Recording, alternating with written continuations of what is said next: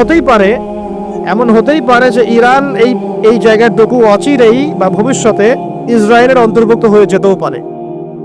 কেন? 1974 সালে Arab Israel যুদ্ধের সময় কি সিরিয়ার ওই যে আপনার গোলান মালভূমি, মিশরের সিনাই উপত্যকা, এগুলো কি ইসরায়েলের অন্তর্ভুক্ত ছিল? পড়াশোনা করেছেন কিছু? এগুলো ইসরায়েলের অন্তর্ভুক্ত ছিল না, এগুলো মিশরের এবং সিরিয়ার ছিল। মাত্র 6 দিনে সে এই আরবদেরকে পরাজিত করে ওই জায়গাগুলো দখল করে ফেলেছে। মাত্র 6 দিনে। কতদিনে? মাত্র 6 দিনও টিকতে পারে না এই মুসলিমরা তার সামনে। 6 দিনের মধ্যেই মিশরের এটা দখল, ওইটা দখল। ঠিক আছে? এখন আপনি যখন ঢাকা এয়ারপোর্ট থেকে ফ্লাই করবেন, আপনি বুঝতে পারবেন কেন আমি বলেছি Dhaka the city of Akhiruzzaman. বুঝতে পারবেন এখানে বাক্সে বাক্সে জীবন বন্দী হয়ে গেছে। প্রতিবেশীর খোঁজ নেওয়ার মানুষ নাই। পাশের ফ্ল্যাটে কাউকে জবাই করে দিলে কেউ দেখতে যাবে না। প্রতারণা, এভরিহার প্রতারণা, চিটিংস চলছে। এবং কেউ যদি সৎ থাকতে চায় তার জন্য এই শহরটাকে খুব ডিফিকাল্ট। তাই দেখা যায় অনেক সময় ধার্মিকরাও অনেক সময় ধার্মিকদের একটা অংশ, সবার কথা বলছে না, ধার্মিকদের একটা অংশ ধর্মকে পুঁজি করেও এই শহরে চলার রাস্তা বের করে ফেলেছে। করে নাই? করছে। প্রিয় ভাইরা, তারপরেও সুসংবাদ কি? এরকম পরিবেশে থেকেও যদি আমরা কোরআন এবং সুন্নাহর উপর টিকে থাকতে পারি, আর টিকে থাকতে হলে মধ্যমপন্থী হলেই হয়, শৈথিলতাবাদী হবেন না, চরমপন্থী হবেন না, মাঝামাঝি থাকলেই হবে ইনশাআল্লাহ। আপনি 50 জন শহীদ সাহাবীর নেকি পাবেন ইনশাআল্লাহ।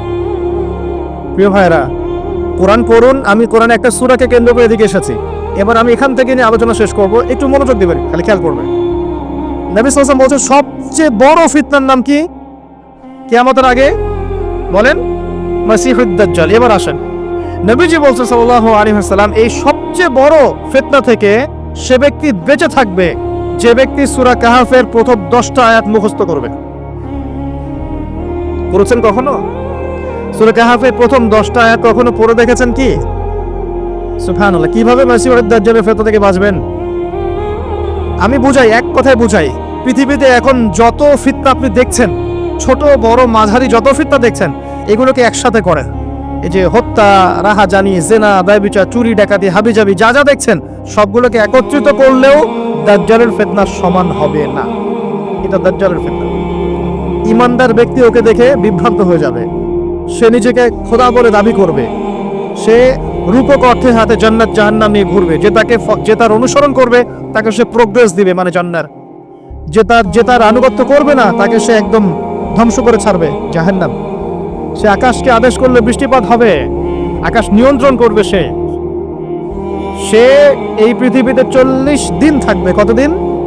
40 দিন। যার প্রথম দিনটা হবে 1 বছরের সমান, দ্বিতীয় দিনটা হবে 1 মাসের সমান, তৃতীয় দিনটা হবে 1 সপ্তাহের সমান, বাকি দিনগুলো হবে আমাদের দিনের মতোই।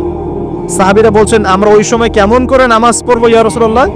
নবীজি বলছেন সাল্লাল্লাহু আলাইহি ওয়াসাল্লাম, হিসেব করে অনুমান করে নামাজ পড়ে নেবে।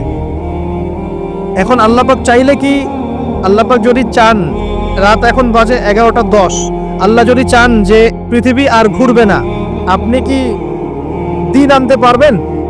আল্লাহ পাক এই রাতটাকে যদি 1 বছর লম্বা করতে চান, পারবেন না? নাকি পারবেন না? এখনকার অল্প বিদ্যা অর্জনকারী মানুষরা বলছে না, পারবে না। কারণ পৃথিবী এবং সৌরজগৎ ঘুরছে, এই ঘূর্ণন কখনো থামবে না, ক্রমশ সম্প্রসারণশীল, এই সিলসিলা চলতেই থাকবে। আসলে কি তাই? এটা তাদের পক্ষে বলা সম্ভব যারা বলে যে আল্লাহ বলতে কেউ নাই, বিগ ব্যাং থেকে পৃথিবীর সৃষ্টি হয়েছে। আসলে কি তাই হয়েছে? যদি তাই হয়েও থাকে, সূরা আম্বিয়া থেকে আমি দলিল দিচ্ছি। সূরা আম্বিয়ার মধ্যে আল্লাহ পাক বলেছেন, আওয়ালাম ইয়ারাল্লাযীনা কাফারু আন্নাস সামাওয়াতি ওয়াল আরদা কানাতা রাতকান ফাফাতাকনাহুমা। আল্লাহ বলছেন কাফেররা কি লক্ষ্য করে দেখে না আসমান সমূহ এবং পৃথিবী একটা বিন্দুর মধ্যে ছিল, অতঃপর আমি সেটাকে পৃথক করে দিয়েছি। এই যে বিগ ব্যাং এর দলিল দেয়া যাবে কোরআন থেকে। যদি আপনি বলেন যে বিগ ব্যাং থেকেই সব সৃষ্টি হয়েছে, আমরা বলবো যে হতে পারে, তবে বিগ ব্যাং এর সৃষ্টিকর্তা হচ্ছেন আল্লাহ রাব্বুল আলামিন। আল্লাহ পাকের আদেশে এটা হয়েছে, আল্লাহকে বাদ দিয়ে নয়। একটা কথা মাঝখানে বলে দেই, এই বিশ্বে এখন 3টা দর্শন চলছে। কয়টা দর্শন? 3টা। একটা হচ্ছে এলিমিনেশন বা এলিমিনেট করা, মানে বিশ্ব থেকে আল্লাহর কনসেপ্টটাকে এলিমিনেট করা হচ্ছে। দেখবেন সব চাক্ষুষ দেখে বিশ্বাস করতে হবে, গড বলতে, আল্লাহ বলতে কেউ নাই, ঈশ্বর বলতে কেউ নাই, there is no God, godless world, এটা সরাচ্ছে। আমি গড বলেছি ওদের ভাষায় বোঝার জন্য, আল্লাহর প্রতিশব্দ কখনো গড হয় না, ঠিক আছে? একটা এলিমিনেশন, একটা হচ্ছে 2 নম্বর হচ্ছে মেটেরিয়ালিজম, মানে বস্তুবাদিতা, মানুষকে খালি বস্তুবাদিতার দিকে ঠেলে দেওয়া হয়েছে এই যুগে, এই যুগটাতে।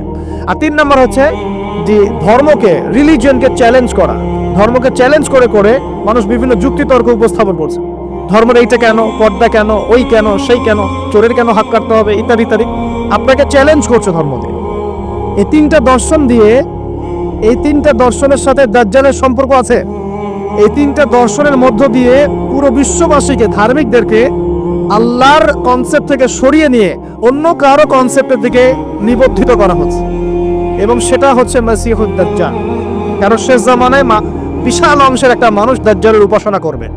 আমি বলছিলাম সূরা কাহফের প্রথম 10টা আয়াত যদি আপনি মুখস্থ রাখেন, আল্লাহ পাক আপনাকে দাজ্জালের ফিতনা থেকে বাঁচাবে ইনশাআল্লাহ। 40 দিন সে বিশ্ব শাসন করবে। এখন আসেন এখান থেকে কনক্লুশন দিকে যাই, একটু মনোযোগ দেন। দাজ্জাল বিশ্ব শাসন করবে কতদিন? 40 দিন। আচ্ছা, কিভাবে করবে? তার অনুসারী কারা হবে? সে কোথা থেকে বের হবে? উত্তর, তার বের হওয়া সম্পর্কে 3টা বর্ণনা পাওয়া যায়। এক, সে ইস্পাহান থেকে বের হবে। ইস্পাহান হচ্ছে ইরাকের একটা জায়গা, ইরানের একটা জায়গা। কোন জায়গা? ইরানের একটা জায়গা। আচ্ছা, আরেকটা বর্ণনা এসেছে সে বের হবে খোরাসান থেকে। খোরাসান মূলত এই জায়গাটুকুর মধ্যেই পড়ে যায়। আরেকটা হাদিসের মধ্যে আছে শাম এবং ইরাক, ইরাক এবং শাম। শাম মানে যে প্যালেস্টাইন, লেবানন, জর্ডান, এই পুরো জায়গাটার নাম শাম। এই অংশটুকুর মধ্য থেকে, এর মাঝখানে একটা রাস্তা থেকে দাজ্জাল মানুষের রূপে আত্মপ্রকাশ করবে। দাজ্জাল এখন কোথায় আছে? উত্তর, সে পৃথিবীতেই আছে। কোথায় আছে? পৃথিবীতেই। কোথায় আল্লাহ পাক রেখেছেন আমরা জানি না, কিন্তু সে যে পৃথিবীতেই আছে তার প্রমাণ তামিম দারির একটা হাদিস। তামিম দারি রাদিয়াল্লাহু আনহু একটা দ্বীপের মধ্যে দাজ্জালকে বন্দী অবস্থায় দেখেছেন। দেখে নবীর কাছে এসে বলেছেন যে আমি এটা দেখেছি। নবী সাল্লাল্লাহু আলাইহি ওয়াসাল্লাম বলেছেন, আমি তোমাদেরকে যে দাজ্জাল সম্পর্কে সতর্ক করেছিলাম এটাই সেটা, সে বের হবে অচিরেই। এবং সেদিন সে বলেছিল যে এই বাইসানের খেজুর বাগানে খেজুর থাকবে না, এখন সেখানে খেজুর নাই। সে বলেছিল তাবারিয়া হ্রদে যখন পানি থাকবে না তখন আমি বের হব, এখন তাবারিয়া হ্রদে পানি নাই, সময় ক্লোজ। তো দেখুন, সে পৃথিবীতে আসবে, 40 দিন শাসন করবে। এই 3টা জায়গার কথা এসেছে, এই 3টা জায়গার মধ্য থেকে সে বের হবে। কিভাবে হবে আল্লাহ ভালো জানেন। এবং সেটা হবে মানুষের রূপে। কার রূপে? মানুষের রূপে। সে কি হবে? সে একজন ইহুদি যুবক হবে। কি হবে? সে কোনো খ্রিস্টান হবে না, বুদ্ধিস্ট হবে না, মুসলিম হবে না, সে অন্য কোনো রিলিজিয়ন ফলো করবে না। সে একজন ইহুদি যুবক হবে যার চুলগুলো হবে কার্লি, মানে কোকরান। কি হবে চুলগুলো? কোকরান। তার ফিজিক্যাল স্ট্রাকচার খুব শক্ত হবে, মানে স্ট্রংলি বিল্ড, খুব শক্তিশালী।